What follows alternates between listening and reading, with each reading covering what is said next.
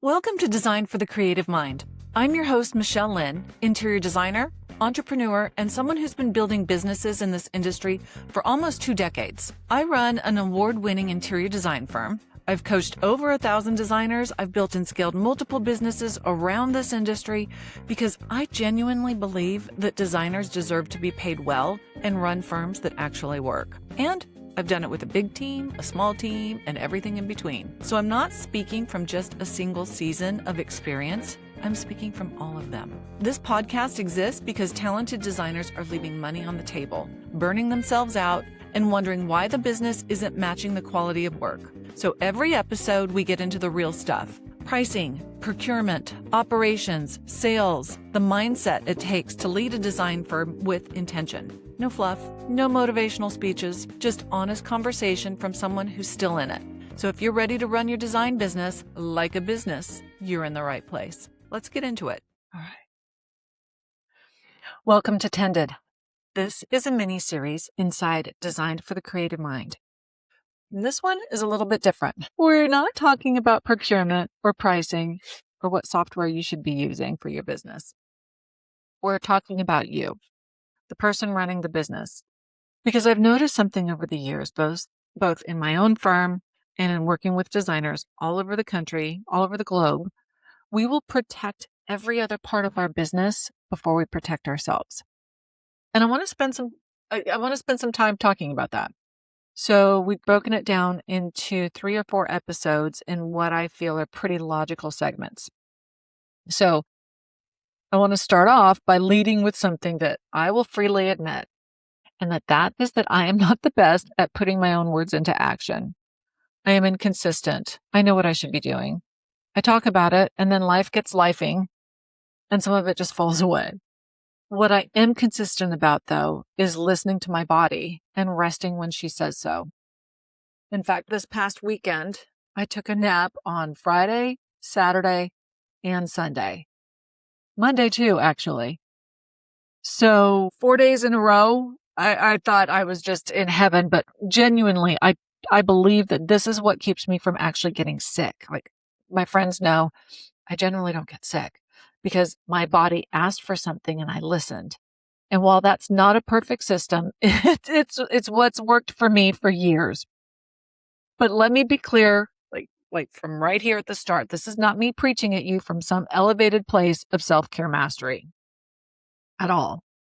Y'all, this series is as much a reminder to myself as it is a conversation with you. It's just what was on my heart, and I wanted to go ahead and put it out there on the podcast. So let's just pretend like we're sitting across from each other having this conversation. And I would tell you that I'm the one who skipped my most recent dental cleaning because the day felt crowded. It just stressed me out. I'm the one who I haven't been to the dermatologist for what I call the mold patrol in a couple of years. So I am not judging you. I am sitting right here with you, and I'll be the first to call myself out. So speaking of calling out, I think it's worth mentioning.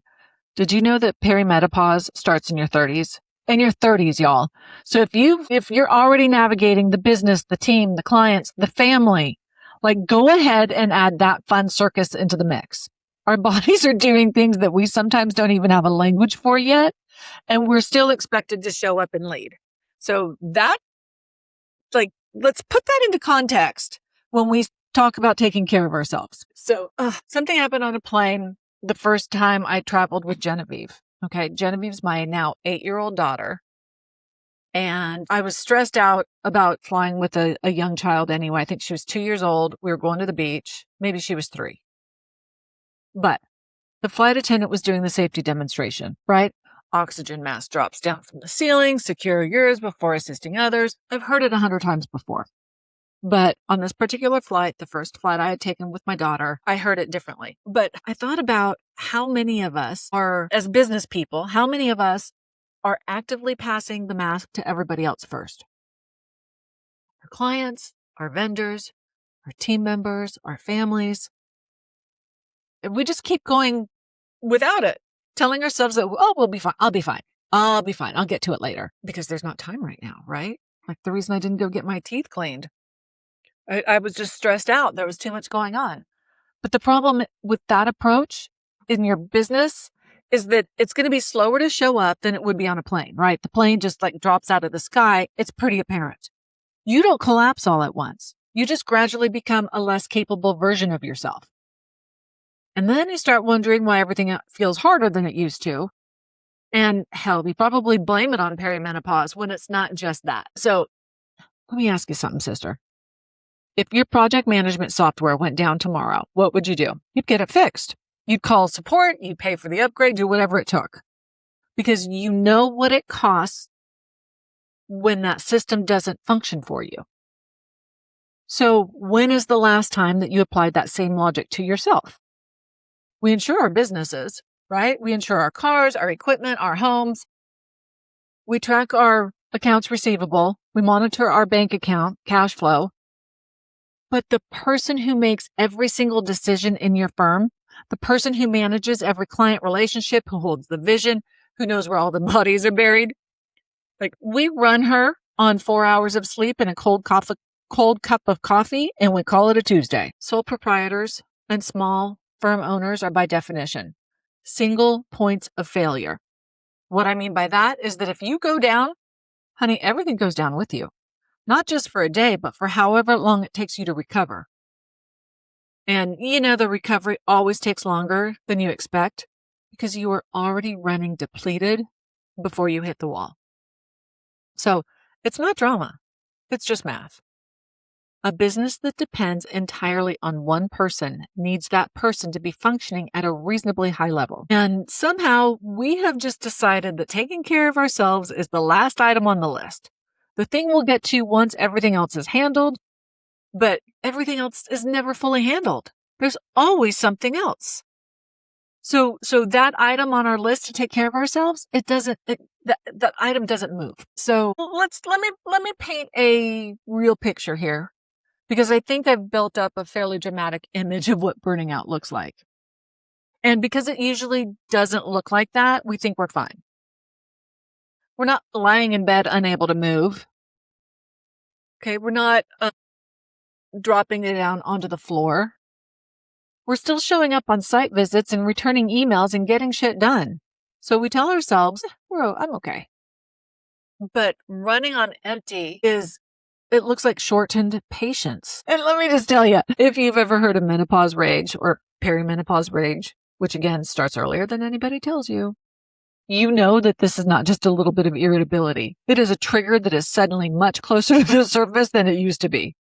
And it doesn't just stay in the office where you get pissed off at a client. It carries over to the people you love the most. And the shortened patience isn't just, like I said, with a client who changes her mind for the 4th time. It's with your husband. It's with your kids. It's with the dog.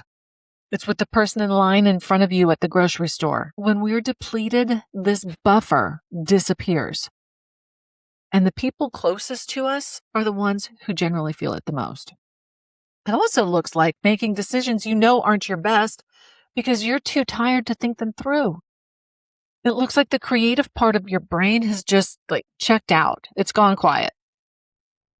Okay. And maybe it's not gone, but it's just not available in that same beautiful artistic way. Okay. Running on empty looks like lying awake at night, just checking through your to-do list. Check, check, check, check, check. And then dragging yourself through it the next morning, wondering why you can't seem to get ahead. It's because you're exhausted. And here's one that it's taken me a while to recognize it. It's a subtle version. Okay. It's the resentment that creeps in towards the business itself. The business that you built, the one that you wanted. It showed up for me because I was looking at my calendar and feeling something closer to dread than enthusiasm. And y'all, that feeling is disorienting because this is what you chose. This is what you love to do. It's what we've worked for. And now some mornings, it can feel like a weight instead of a life. I went through this shortly after the pandemic. And y'all, I was just ready to burn the business down. And I'm really grateful that I personally have a strong constitution. It genuinely takes a lot to knock this girl down. But I was tired. bone tired. Not seriously, not permanently did I want to burn this down. Well, sometimes if I admit it, the feeling was there. Okay. I had to reckon with what I had been running on and what I had been ignoring for too long. So it's not just that we need more sleep, although I want to take a moment and talk about sleep. I think that sleep oftentimes gets treated like a nice to have, something to optimize when everything else is under control. Y'all, I used to be able to operate on 4 hours of sleep, and I thought it was a badge of honor. Okay, sure, maybe when I was in my 20s, maybe part of my 30s, but I want to argue that without sleep, everything else is harder. You can still get it done, but it's harder. Sleep is when your body does the repair work, not just physically, but neurologically. Okay, there are sleep cycles. I know that because I've got my Aura ring. Okay, there's light sleep, deep sleep, REM, and each one of these does something different. Okay, deep sleep is where physical restoration happens, your tissue repair, your immune function, hence my multiple naps this last weekend. Okay, the kind of rest that makes your body feel like it is actually recovered. REM sleep is where your brain consolidates memory, it processes emotion, and it does that creative synthesizing. And y'all, quite frankly, that's what makes you good at your job. It's the creativity. When you cut your sleep short, you lose disproportionately from both ends. So you wake up and you don't have the physical recovery, nor do you have the cognitive reset. And you do that for enough days in a row, enough weeks, enough months, y'all, you cannot perform at the level that your business requires. Most adults need 7 to 9 hours. And so many of us are getting less and calling it discipline. Okay, or calling it like I said, the badge of honor. Oh, I don't need that much sleep. I'm superhuman. That's bull baloney. Okay, it's not discipline. It's not a badge of honor. It's debt, and it compounds. And okay, so I want to get personal about movement. Okay, and I lived a version of this recently. You might have seen it on my Instagram stories if you follow me at by Michelle Lynne on Insta. But recently, I lived a version of this that I think some of you guys will recognize. Let's see. So I'm recording this podcast where this is August. Okay. I stopped working out right around the first of the year. Kind of ironic. Everybody starts working out. I stopped working out at the first of the year. I just gotten stressed about appointments in general. Okay. The calendar, the commitments, all of it. I just needed some white space on my calendar. So I started stripping things out. I took off my fingernails. Like I wasn't getting them dipped or done anymore. I canceled my skincare, the micro channeling that I was doing. I stopped going to the gym. Okay, fine. My nails, they're press on still. Okay. Skincare, that can hold for a bit. Although I'll be the first to admit that the dermatologist that's been on hold for a couple of years, it's not helping the cause, right? But removing movement was a mistake that showed up in my body almost immediately. And I'm not talking about my thighs. Okay. I'm not talking about this, chicken wing under my arm. Okay. I was more tired. I was crankier than usual. I told my husband, I'm so tired. I need to get back to the gym. And it's like, that's so backwards, right? It's like, I'm tired. I don't want to go to the gym. No, I'm tired. I need to go to the gym. I was crankier. Things that I normally handle with reasonable amount of steadiness, I could even laugh at. It felt heavier. So I went back to the gym in March, and it was to save my sanity. Okay. Save my marriage. Okay. I say that with a laugh, but I mean it a little bit, like in real life. But here's what I want to explain about why movement works. Okay. And it's not just about aesthetics. Yes. Would I love to get rid of this chicken wing? Sure. Would I love if my thighs were thinner? Sure. But when you exercise your body, it generates new cells, including your brain. Okay. You maintain and you build muscle. I got a little bit of a little rock above my chicken wing. Okay. But what happens is the muscle, you maintain and you build your muscle. It keeps your metabolism functioning well. And it's not just for weight management, babe. It is for energy. Muscle is metabolically active tissue. It's part of what keeps you feeling alive and capable. Regular movement also regulates cortisol, which is your stress hormone. And y'all, as business owners, we have stress hormones. Okay, so when cortisol is chronically elevated, which it is for most business owners who are not managing it in some way, okay?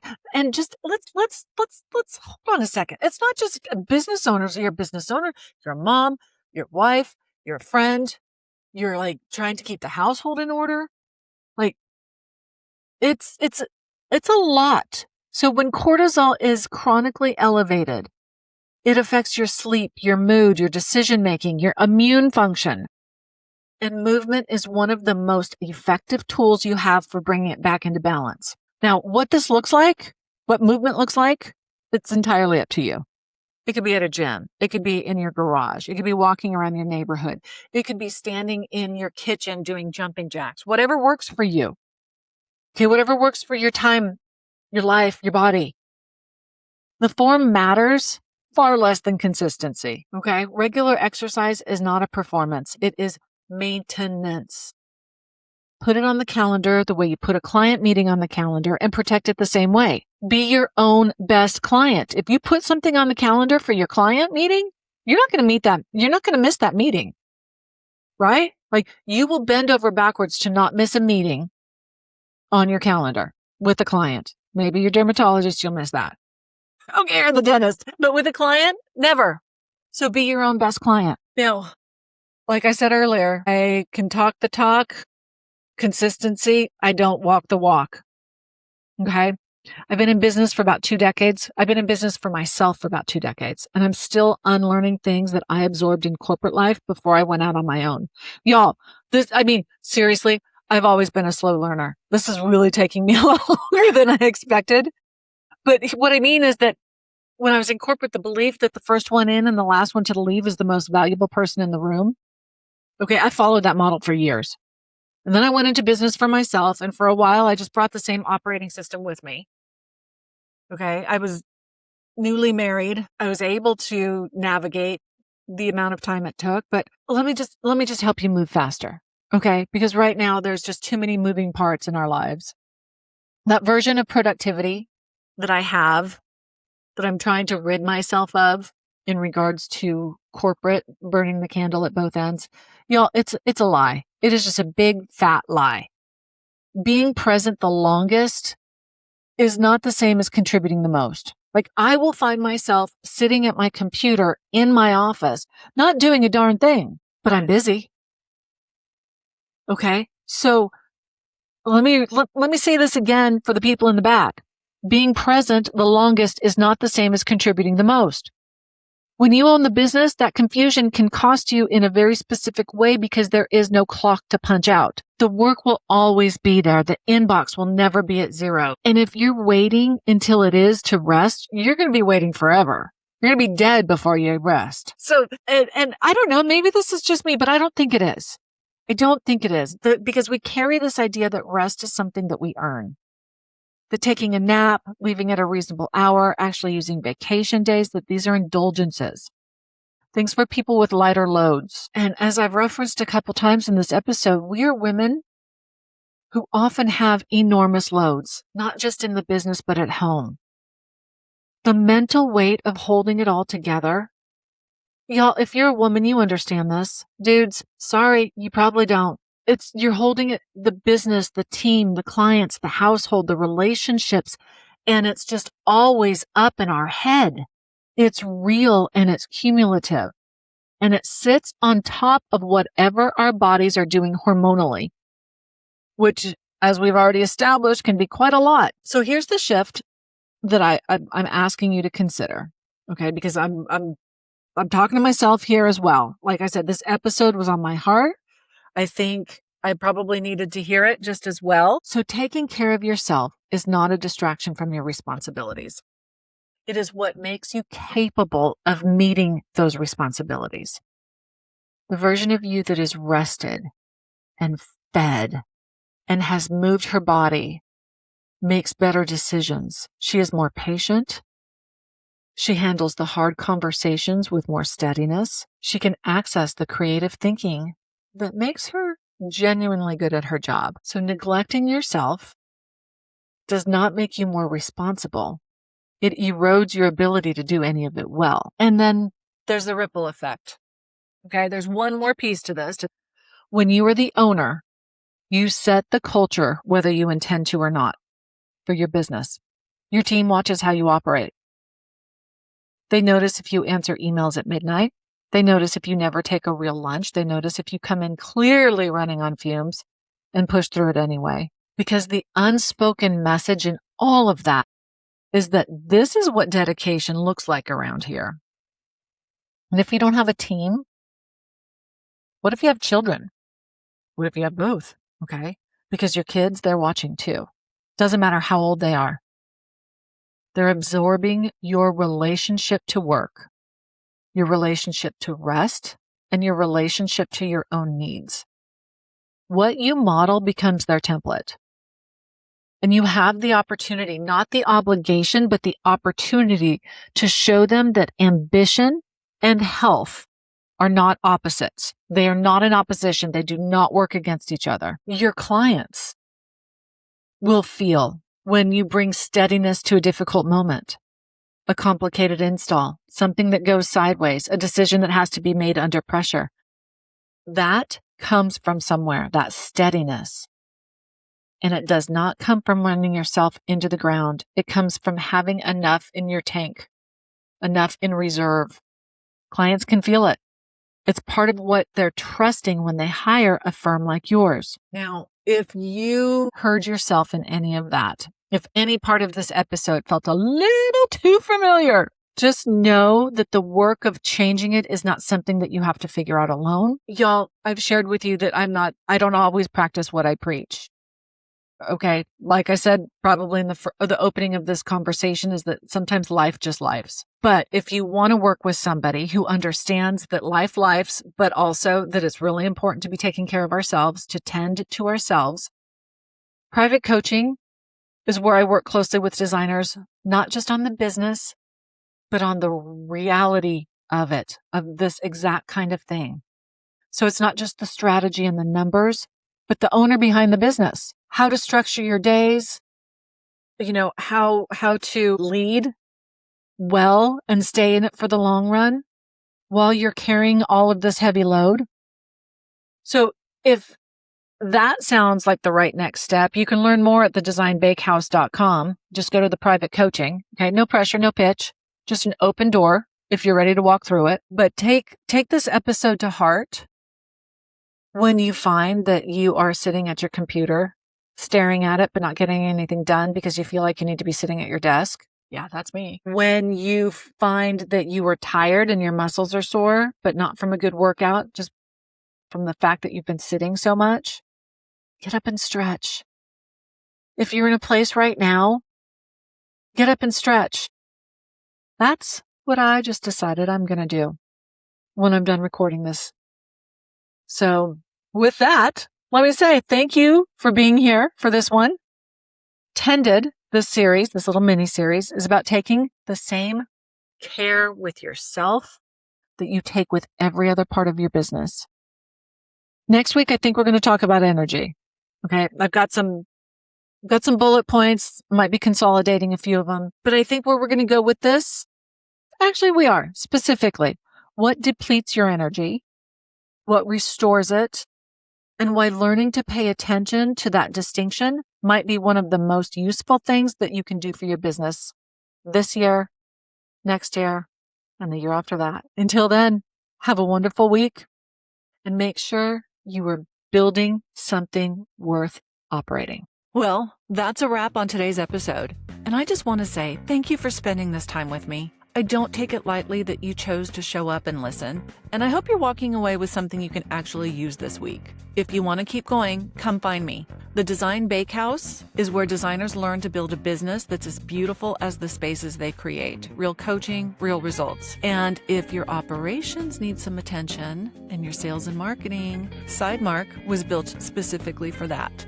2 different places depending on where you are right now, but both designed with you in mind. You can find the links in the show notes. Oh, and one small ask. If this episode meant something to you, leave a review. It takes 2 minutes and it helps other designers find their way here. I appreciate it more than you know. I'll see you next week.